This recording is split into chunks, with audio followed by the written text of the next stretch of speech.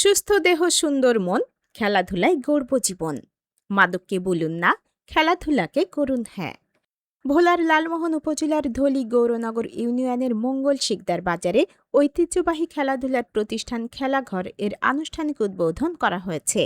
শনিবার বেলা ৩টায় জমকালো আয়োজনের মধ্য দিয়ে এই খেলাঘরের উদ্বোধন করেন প্রধান অতিথি লালমোহন উপজেলা বিএনপির সাবেক সভাপতি এবং মেজর অবসরপ্রাপ্ত হাফিজ উদ্দিন আহমেদ পীর বিক্রম এর বড় ছেলে মোহাম্মদ শাহরুখ হাফিজ ডিকো।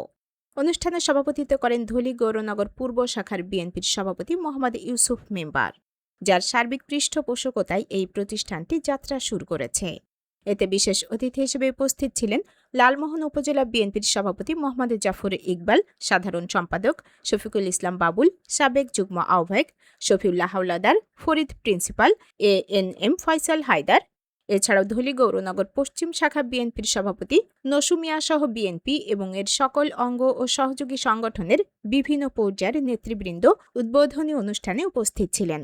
উদ্বোধনী বক্তব্যে বক্তারা বলেন, যুব সমাজকে মাদক ও অবক্ষয় থেকে দূরে রাখতে খেলাধুলার কোনো বিকল্প নেই। এই খেলাঘর শুধু খেলাধুলার মধ্যেই সীমাবদ্ধ থাকবে না, বরং এটি নিয়মিত বিভিন্ন মানবিক ও সমাজ কল্যাণমূলক কার্যক্রমেও অগ্রণী ভূমিকা পালন করবে।